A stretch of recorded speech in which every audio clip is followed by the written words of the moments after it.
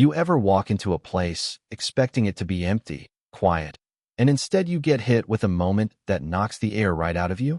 That's how it all started for me, right there in Eden Hall, where the lights of Harlem start to glow just as the city shakes off the day and starts to dream. Place looked straight out of a magazine. Polished tables, laughter echoing off the marble, jazz humming low from speakers nobody could find. And there I was, Malik Carter, all pressed and proper in a shirt that cost too much and a tie pulled so tight you'd think I was holding my breath for a living. See, I don't do late. I don't do surprises. Growing up, I learned early, when people are late, you're just not important enough. You learn to keep your own time, to set your watch by your own rules. I must have checked my phone 100 times, glanced at the dial, 17 minutes, not that I was counting. I started to get up, figuring this was just another story to tuck away, until, out of nowhere, this little kid tears across the floor, weaving between waiters, clutching my pant leg like she owned the place. She looked up at me with these big brown eyes, cheeks flushed, curls everywhere, and just said, "My mommy's sorry she's late." Like it was the most important job in the world to tell me that. And right then, something inside me, something I'd locked up for years, just cracked. All that precision, all the discipline, none of it mattered when you're staring at a kid who's just trying to make things right for her mom. She kept going, more confident this time, making sure I understood. "Mommy said she's really, really sorry." Then she pointed at the chair across from me, like, "That's for her, right?" What could I do? I sat back down slow, watching her like she might vanish if I blinked. I remembered waiting just like that, once, 100 years ago, telling myself stories to cover up disappointment. That's when Imani Brooks burst into view, heels clicking, hair pulled back, face flushed with the kind of embarrassment you can't fake. She had this navy dress, tote bag slipping off her shoulder, and eyes that apologized before she even said a word.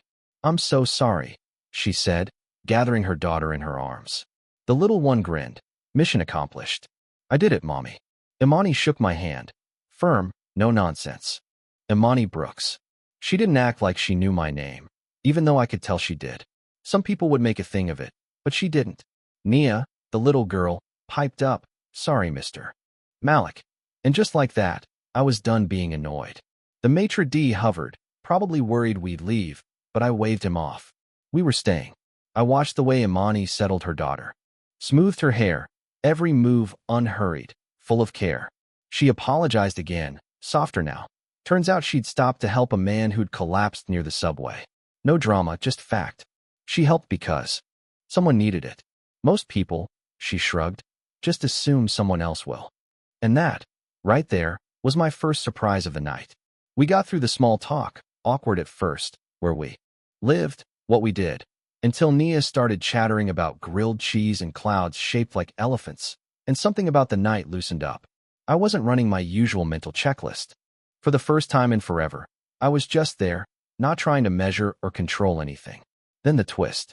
Nia got a little too excited, grabbed her juice, and, bam, water everywhere. Straight into Imani's lap.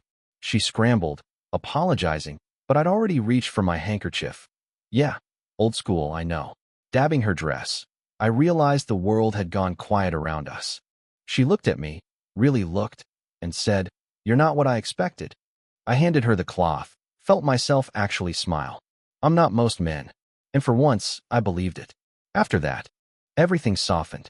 We talked about her bookstore job. Nia curled up in the reading corner, the scent of old paper and cinnamon tea. I told stories from the tech world, the kind I never shared. Outside boardrooms. Every time Nia interrupted, I found myself leaning in, listening, not just pretending. The place didn't feel like Eden Hall anymore. Felt more like a corner booth in a quiet diner. Somewhere out of time. When dinner ended, I offered to drive them home. Habit, I guess.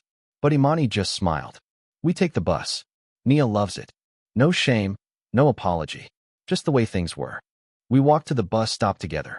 Nia pointed out a flower growing through the sidewalk, and Imani knelt beside her like it was the Mona Lisa. She worked at the bookstore, waited tables. Made it work. No bitterness. Life's hard for everyone in different ways, Malik. I just try to make sure it doesn't make me hard in return. That hit me. Right where I keep the stuff I never talk about. From then on, It was different. We met on park benches, in back aisles of bookstores, at cafes where Nia colored napkins and Imani and I sipped coffee that was never hot enough. There were no scripts, just conversations and silences that didn't feel empty. One Saturday, I brought Nia a stack of fairy tales. Nothing new, but well-loved. She squealed, hugged them to her chest, promised to share with her mom. We read together under a tree, Nia laughing at my robot fairy godmother voice. Imani watched us, that soft, proud look on her face, and for the first time in my life, I felt like maybe I belonged in somebody else's story. Then came the storm.